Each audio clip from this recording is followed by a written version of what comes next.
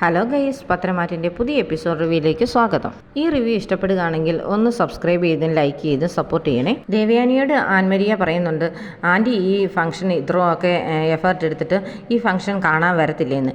മോളെ, ഞാൻ വന്നു കഴിഞ്ഞാൽ പിന്നെ ഞാൻ പിടിക്കപ്പെടത്തില്ലേ, പക്ഷേ എന്നാലും മറിഞ്ഞിരുന്നാണെങ്കിലും എനിക്ക് ഈ ഫംഗ്ഷൻ കാണണമെന്ന് ആഗ്രഹമുണ്ടെന്ന് പറയും. അതിനുള്ള ചാൻസ് എല്ലാം ഞാൻ ഉണ്ടാക്കി തരാമെന്ന് ആൻമരിയ പറയും. എന്നാൽ എത്രയും പെട്ടെന്ന് ഇതിനുള്ള അറേഞ്ച്മെൻ്റ് ഒക്കെ തുടങ്ങിക്കോ കേട്ടോ എന്ന് പറയും. പിന്നെ തിരക്കാണെങ്കിൽ മോള് വേറെ ആരെയും ഏർപ്പാടാക്കിയാൽ മതിയെന്നും പറയുന്നുണ്ട്. വേണ്ട ആൻറ്റി, എനിക്കൊരു തിരക്കുമില്ല, ഞാനിത് ചെയ്തോളാം എന്ന് പറയും. പിന്നെ ആൻറ്റി ആ ഫോട്ടോ എനിക്ക് സെൻഡ് ചെയ്യണമെന്ന് പറയുമ്പോഴത്തേന് ദേവയാനി ആ ഫോട്ടോ ഒന്ന് സെൻഡ് ചെയ്ത് കൊടുക്കുന്നുണ്ട്.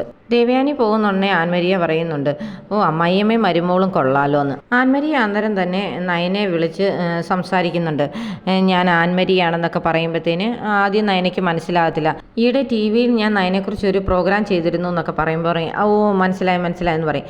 എന്താ വിളിച്ചെന്ന് പറയും ഞങ്ങൾക്ക് WCS എന്ന് പറഞ്ഞ ഒരു സംഘടനയുണ്ട്. അപ്പോൾ ആ സംഘടന ഈ പ്രാവശ്യത്തെ ഡിസൈനറായിട്ട് തിരഞ്ഞെടുത്തിരിക്കുന്നത് നയനയാണെന്ന് പറയും. എന്നെയോ ഒന്ന് നയന ചോദിക്കുന്നുണ്ട്. ആൻമരിയ ഗ്രേസി ആൻറ്റിയുടെ മോളല്ലേ എന്ന് നയന ചോദിക്കുമ്പോഴത്തേന് ആദ്യം ആൻമരിയ ഒന്ന് ഞെട്ടുന്നുണ്ടോ പറയും, അതെന്താ എന്നെക്കുറിച്ചൊക്കെ അറിയാവുമെന്ന് ചോദിക്കും. ആദർശേട്ടൻ അന്ന് പറഞ്ഞിരുന്നു ആൻമരിയയെക്കുറിച്ചെന്ന് പറയും. എന്നാൽ അത് തന്നെയാണ്, ഞാൻ തന്നെയാണ് എന്നൊക്കെ പറഞ്ഞിട്ട് പരിചയപ്പെടുത്തിയിട്ട് പറയും, അത് എത്രയും പെട്ടെന്ന് ഈ അവാർഡ് തരും, അതിനുവേണ്ടി ഞങ്ങൾ നയനയെ ക്ഷണിച്ചുകൊണ്ട് വിളിച്ചതെന്നൊക്കെ പറയും. നയനയ്ക്ക് പക്ഷേ കാര്യമൊക്കെ മനസ്സിലാകുന്നുണ്ട്. ഇതിനു വേണ്ടിയായിരുന്നല്ലേ അമ്മ രാവിലെ ആൻമരിയയെ വിളിച്ചത്, അമ്മ ഇത് അറേഞ്ച് ചെയ്ത് തന്നത് തന്നെയാണെന്ന് മനസ്സിലാകുന്നുണ്ട് നയനയ്ക്ക്. ഞാനിതെന്തായാലും ആരോടും പറയാൻ പോകുന്നില്ല, ആരെങ്കിലുമൊക്കെ പറഞ്ഞിവിടെ ഉള്ളവരറിഞ്ഞാൽ മതി. അമ്മ ഇതെല്ലാം ഒപ്പിച്ച് വെച്ചിട്ട് ഒന്നും അറിയാത്ത പോലെ നടക്കുക, എവിടെ വരെ പോകുമെന്നൊന്ന് നോക്കട്ടെ എന്ന് നയനയും വിചാരിക്കും. പിന്നീട് കാണിക്കുന്നത് വേണുവിനെയാണ്. വേണുവിനും രേവതിക്ക് നന്നായിട്ട് പരിക്കുണ്ട്. അനാമിക ചെന്നിരുന്ന് കുഴമ്പൊക്കെ തേച്ച് കൊടുക്കുന്നുണ്ട്. ഫുള്ള് മുറിവൊക്കെയാണ്. അന്നേരം വേണു പറയും, പതുക്കെയൊക്കെ തിരുമ്പ് മോളെ, ഭയങ്കര വേദനയാണ്, ഇനി ഈ കുഴമ്പ് കൊണ്ടൊന്നും തീരുമെന്ന് തോന്നുന്നില്ല, വല്ല ഹോസ്പിറ്റലിലും പോയി അഡ്മിറ്റ് ആകേണ്ടി വരുമെന്ന് പറയും. അന്നേരത്തേന് രേവതിയും പറയുന്നുണ്ട്, ശരിയാ, എനിക്കൊരു ഒഴിച്ചിലും പിടിച്ചിലും ഒക്കെ വേണമെന്നാണ് തോന്നുന്നത്, അത്രയ്ക്ക് ദേഹം അങ്ങ് ചതഞ്ഞിട്ടുണ്ടെന്ന് പറയും. ആ സമയത്താണ് ആരോ കോളിംഗ് ബെൽ അടിക്കുന്നത്. അന്നേരം വേണു പറയും, ആരാന്ന് മോളൊന്ന് പോയി നോക്കാൻ. ഞാനോ, എനിക്ക് പേടിയാണ് നോക്കാൻ, ഇനിയെ വല്ലവരും തല്ലിയാലോ എന്ന് പറയും. എന്തായാലും പകൽ ആരും വന്ന് തല്ലത്തൊന്നുമില്ല, മോള് പോയി നോക്കാൻ പറയും. അന്നേരം അനാമിക ചെന്ന് ജനലിൽ കൂടെ നോക്കുമ്പോഴത്തേന് അനിയാണ് പുറത്ത് നിൽക്കുന്നത്. ഓ എൻ്റെ ഭർത്താവാണ് വന്നെന്ന് പറയും. അന്നേരം ചെന്ന് കഥക് തുറന്നു കൊടുക്കുന്നുണ്ട്. അപ്പോൾ അനി അകത്തോട്ട് വരുന്നുണ്ടെങ്കിൽ അനി ചോദിക്കും, ഇതെന്താ വീണ്ടും അച്ഛനെയും അമ്മയും ആരാണ്ട് വീട്ടിൽ കയറി തല്ലിയോ, ആരാണെന്നൊക്കെ മനസ്സിലായോ എന്ന്. പിന്നെ ഈ പ്രാവശ്യം വന്നപ്പം കറക്റ്റായിട്ടും മുഖം കാണിച്ചിട്ട് തന്നെയാണ് തല്ലിയത്, ആ നന്ദു തന്നെ തല്ലിയെന്ന് പറയുന്നുണ്ട്. പിന്നെ ആ കൂട്ടത്തിൽ ഒരാൾ എൻ്റെ മരുമോനാണോ എന്ന് എനിക്കൊരു സംശയമുണ്ടെന്ന് പറയുമ്പം നീ പറയും, എനിക്കതിൻ്റെ ആവശ്യം എന്താന്ന്, പല കാരണങ്ങളും ഉണ്ടല്ലോ, അതുകൊണ്ട് പറഞ്ഞെന്നേ ഉള്ളെന്ന് വേണു പറയും. നിങ്ങൾക്ക് അത്ര സംശയം ഉണ്ടെങ്കിൽ നന്ദുവിനെതിരെ കേസ് കൊടുത്തുകൂടെ എന്ന് ചോദിക്കുന്നുണ്ട് അനി. എങ്ങനെ കേസ് കൊടുക്കാനാ, അവക്കെതിരെ കേസ് കൊടുത്തു കഴിഞ്ഞാൽ പിന്നെ അവളെ പുറത്തിറക്കാനായിട്ട് ആൾക്കാരങ്ങ് നിൽക്കുകയല്ലേ ക്യൂ എന്ന് അനാമികയും പറയുന്നുണ്ട്. എങ്ങനെ പോയാലും അവളെ എല്ലാവരും കൂടെ പുറത്ത് ഇറക്കും, പിന്നെ ഞങ്ങളെന്തിനാ കേസും കൊണ്ട് പോകുന്നെന്ന് അനാമിക പറയും. മോളെ എനിക്കൊരു ചായ ഇട്ട് കൊടുക്കാൻ രേവതി പറയുന്നുണ്ട്. അപ്പം അനി ചോദിക്കും, നിനക്കതിന് ചായയൊക്കെ ഇടാൻ അറിയാവുമെന്ന്. എന്നെ അങ്ങനെ പരിഹസിക്കൊന്നും വേണ്ട, ഒരു ചായയൊക്കെ ഇടാൻ എനിക്കറിയാമെന്ന് പറഞ്ഞ് അനാമിക അകത്തേക്ക് പോകുന്നുണ്ട്. അനി അപ്പം വേണുവിനോട് ചോദിക്കുന്നുണ്ട്, നന്ദു എന്തിനാ ഈ പ്രാവശ്യം വന്ന് കറക്റ്റായിട്ട് അച്ഛനെ തല്ലിയത്, അതിനെന്തെങ്കിലും കാരണമുണ്ടോ, ഇനി നന്ദുയുടെ കള്ളക്കേസ് കുടുങ്ങിയതിന് കാരണം അച്ഛനായിരുന്നു എന്ന് ചോദിക്കും. അപ്പം വേണു ഒന്ന് വിരളുന്നുണ്ട്. എന്നിട്ട് പറയും, ഞാനൊന്നും അല്ലായിരുന്നു പറയും, അവളെ വേറെ ആരാണ്ടോ കുടുക്കിയതാന്നൊക്കെ പറയുന്നുണ്ട്. അല്ലെങ്കിൽ പിന്നെ അച്ഛൻ ഇപ്പം അവളുടെ കേസ് നടക്കുന്ന സമയത്ത് കോടതി ചെല്ലേണ്ട യാതൊരു ആവശ്യവും ഇല്ലായിരുന്നല്ലോ എന്ന് പറയും. അത് പിന്നെ അവൾ അനന്തപുരിയിലെ 2 മരുമക്കളുടെ അനിയത്തിയല്ലേ, അവൾക്ക് എന്തെങ്കിലും സംഭവിക്കുമെന്നറിയാനുള്ള ആകാംക്ഷ കാരണമാണ് ഞാൻ പോയെന്നാണ് വേണു പറയുന്നത്. എന്തായാലും അവളെ കുടുക്കിയൊരു പെട്ടെന്ന് പറഞ്ഞാൽ മതിയല്ലോ, അവൾ നിരപരാധിയായതുകൊണ്ടാണ് കോടതി അവളെ വെറുതെ വിട്ടത്. ആ സമയം നടന്ന എല്ലാ കാര്യങ്ങളും CCTV പതിഞ്ഞിട്ടും ഉണ്ടായിരുന്നു, അതുകൊണ്ട് പിന്നെ അവളെ കൊടുക്കാൻ ആരെക്കൊണ്ടും പറ്റത്തില്ലായിരുന്നെന്നും അനി പറയുന്നുണ്ട്. നയന ഹാളിൽ നിൽക്കുന്ന സമയത്താണ് ദേവയാനി പുറത്ത് പോയിട്ട് വരുന്നത്. അപ്പം ദേവയാനിയോട് നയന പറയും, അമ്മ എനിക്കൊരു കാര്യം പറയാനുണ്ടെന്ന് പറയും. എന്താ നിനക്ക് പറയാനുള്ളതെന്ന് ചോദിക്കും. അതല്ല അമ്മ എവിടെ പോയതായിരുന്നു ചോദിക്കുന്നുണ്ട്. എന്ന് പറയും, ഞാൻ പുറത്തോട്ട് എവിടെ പോയാലും നിന്നോട് പറഞ്ഞിട്ട് പോകേണ്ട ആവശ്യമുണ്ടെന്ന് ചോദിക്കും. അതല്ല, പുറത്ത് നല്ല വെയിലല്ലേ, അപ്പം വെയിലത്ത് അമ്മ എവിടെ പോയെന്ന് ചോദിച്ചെന്നേ ഉള്ളെന്ന് പറയും. അത് പിന്നെ കാറിനകത്ത് AC ഒക്കെ ഫുൾ ഇട്ടാണ് ഞാൻ പോയത്, എനിക്കൊരു കുഴപ്പമില്ല, നീ നിൻ്റെ കാര്യം നോക്കിയാൽ മതി, നിനക്കെന്താ പറയാനുള്ളതെന്ന് വെച്ചാൽ പറയാൻ പറയും. അതമ്മേ, എനിക്ക് WCS എന്ന് പറയുന്ന ഒരു സംഘടന ഒരു അവാർഡ് പ്രഖ്യാപിച്ചിട്ടുണ്ട്, മികച്ച ഡിസൈനർക്കുള്ള അവാർഡെന്ന് പറയും.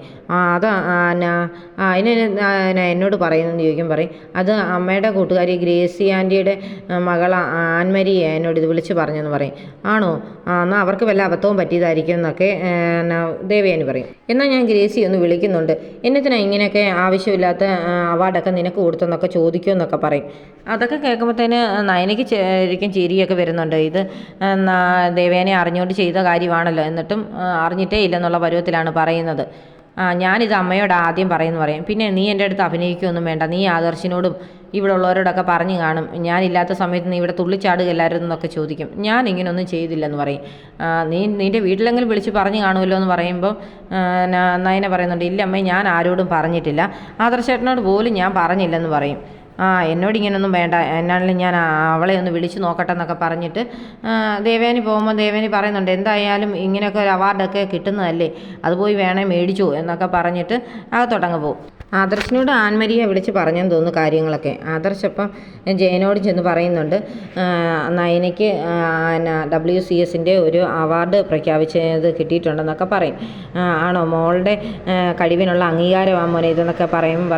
അത് ശരിയാച്ചാ, ശരിക്കും അവളുടെ ആ ഡിസൈൻ നല്ല വൈറലായിട്ടുണ്ട്, എല്ലാവരും ഇപ്പോൾ ആ ഡിസൈൻ അന്വേഷിച്ചാണ് വരുന്നത്, നയന കളക്ഷൻസ് എന്നുള്ള ബ്രാൻഡ് തന്നെ ഇപ്പം നല്ല ഫേമസ് ആണെന്നൊക്കെ ആദർശ് പറയും. നിൻ്റെ അമ്മ ഇത് അറിഞ്ഞോ എന്നറിയത്തില്ല, അറിഞ്ഞാൽ എന്തായാലും ഗ്രേസിയെ വിളിച്ച് ഇത് ഒന്നും കൊടുക്കണ്ട എന്നുള്ള രീതിയിൽ അവൾ സംസാരിക്കുമെന്നൊക്കെ പറയുന്നുണ്ട് ജയൻ. അപ്പം പറയും, അച്ഛാ ഇനി അതൊന്നും മാറ്റാൻ പറ്റത്തില്ല, അവർ അവാർഡ് പ്രഖ്യാപിച്ചു കഴിഞ്ഞു, ഇനി അത് കൊടുത്തേ പറ്റത്തുള്ളെന്ന് പറയും. എന്തായാലും നീ വീട്ടിലേക്ക് ചെല്ല്, നയനമോളുമായിട്ട് നിൻ്റെ സന്തോഷമൊക്കെ പങ്കിടാൻ പറയും. അപ്പം ജയൻ പറഞ്ഞനുസരിച്ച് ആദർശ് വീട്ടിലേക്ക് വരുന്നുണ്ട്. ആദർശ് വീട്ടിൽ വന്ന് എല്ലാവരോടും ഇത് അവതരിപ്പിക്കുന്നുണ്ട്. അന്നേരം മുത്തശ്ശിക്ക് ഭയങ്കര സന്തോഷമാകും. പക്ഷേ ജാനകിക്കും ജലജയ്ക്കും ഒട്ടും ഇഷ്ടപ്പെടുന്നേ ഇല്ല. അവരുടനെ പറയും, കൂട്ടുകാരിയുടെ മകളെ കൊണ്ട് ഒരു അവാർഡ് പ്രഖ്യാപിച്ചതാണോ എന്നുള്ള രീതിയിലൊക്കെ സംസാരിക്കുന്നുണ്ട്. അന്നേരം ദേവയാനി പറയും, ഞാൻ അറിഞ്ഞേ ഇല്ലായിരുന്നു, ഞാൻ അറിഞ്ഞിരുന്നേ ഇത് സമ്മതിക്കത്തില്ലായിരുന്നൊക്കെ പറയും. അത് ശരിയാ, ഏട്ടത്തി അറിഞ്ഞിരുന്നേ സമ്മതിക്കത്തില്ലായിരുന്നെന്ന് ജലജ പറയും. മുത്തശ്ശി പക്ഷേ വഴക്ക് പറയുന്നുണ്ട്, ഇനി അങ്ങനെയൊന്നും പറയണ്ട, മോളുടെ കഴിവിനുള്ള അംഗീകാരമായിട്ടാണ് ആ അവാർഡ് പ്രഖ്യാപിച്ചതും കിട്ടിയതും, അതുകൊണ്ട് നിങ്ങൾ അസൂയപ്പെട്ടിട്ട് കാര്യമൊന്നുമില്ലെന്ന് പറയും. അപ്പോഴത്തേന് ജലജ പറയുന്നുണ്ട്, കാശുണ്ടെങ്കിൽ ആർക്കും ഇപ്പോൾ അവാർഡൊക്കെ മേടിക്കാമെന്ന്, എന്നിട്ട് നിൻ്റെ ഈ കാശുണ്ടല്ലോ, നീ ഒരെണ്ണം മേടിക്കാൻ പറയാമെന്നുണ്ട്. അപ്പോൾ പറയും, ഞങ്ങളുടെ ഈ കാശൊന്നും ഇല്ലല്ലോ എന്ന് പറയും. അപ്പോൾ ആദർശ് ചോദിക്കും, പിന്നെ നയനയുടെയിലാണോ കാശുള്ളതെന്ന്. അവിടെ ഈ കാശില്ല, എന്നാ നിൻ്റെ കയ്യിൽ പൂത്ത പണം ഉണ്ടല്ലോ, നീ എങ്ങാനും ആയിരിക്കും ഇതിൻ്റെ പുറയിലെന്നൊക്കെ ജലജയും ജാനകിയും കൂടെ പറയും. ജലജയുടെ ഈ ഇങ്ങനെയുള്ള വർത്താനമൊക്കെ കേൾക്കുമ്പോൾ മുത്തശ്ശി പറയുന്നുണ്ട്, നല്ല തല്ല് തരും, മുതിർന്നൊന്നും ഞാൻ നോക്കത്തില്ല, തല്ലുകൊള്ളിത്തരം മാത്രമേ നീ പറയത്തുള്ളല്ലോ എന്നൊക്കെ പറഞ്ഞ് വഴക്ക് പറയും. എന്നിട്ട് ആദർശിനോട് പറയുന്നുണ്ട്, മോളെയും കൊണ്ട് മുറിയിലേക്ക് ചെല്ലുക, നിങ്ങൾ സന്തോഷമൊക്കെ പങ്കിടാമെന്നൊക്കെ പറയും. അന്നേരത്തേന് നയനയ്ക്കും ആദർശിനും അങ്ങ് നാണമൊക്കെ വരുന്നുണ്ട്. അതിന് ഇത്ര നാണം വരേണ്ട കാര്യമൊന്നുമില്ല, ഇവിടെ മുത്തശ്ശനുണ്ടായിരുന്നു, ഇപ്പം അഭിനന്ദന പ്രവാഹമായിരുന്നതിന് മോക്ക്, അതുകൊണ്ട് മോളെയും കൂട്ടി പൊക്കോളാൻ പറഞ്ഞ് അവരെ രണ്ടിനെയും മേലോട്ടങ്ങ് വിടും. അപ്പോൾ അതൊക്കെ കാണുമ്പോഴത്തേന് ദേവയാനിക്കൊരു സന്തോഷമൊക്കെ തോന്നുന്നുണ്ട്. അന്നേരത്തേനും ജലജ ചോദിക്കുന്നുണ്ട്, ഏട്ടത്തിക്ക് സന്തോഷമായോ എന്ന്. എനിക്കങ്ങനെ സന്തോഷമൊന്നും ആയില്ല, ഞാൻ പിന്നെ അമ്മ പറഞ്ഞത് കേട്ടത് ചിരിച്ചെന്നേ ഉള്ളൂ. എന്തായാലും ഞാനൊന്ന് ഗ്രേസിയെ വിളിക്കുന്നുണ്ടെന്ന് പറയുന്നുണ്ട്. നീ ഇനി വിളിക്കാനൊന്നും പോകണ്ട, ആവശ്യമില്ലാത്ത കാര്യത്തിലൊന്നും കയറി ഇടപെടരുതെന്നൊക്കെ പറഞ്ഞ് മുത്തശ്ശി വഴക്ക് പറയും. അന്നേരം ഇതൊക്കെ ഓർത്തിങ്ങനെ സന്തോഷിച്ച് നിൽക്കുകയാണ് ദേവയാനി. ഈ ദേവയാനിയുടെ ഈ മുഖം കാണിച്ചുകൊണ്ടാണ് ഇന്നത്തെ എപ്പിസോഡ് അവസാനിക്കുന്നത്.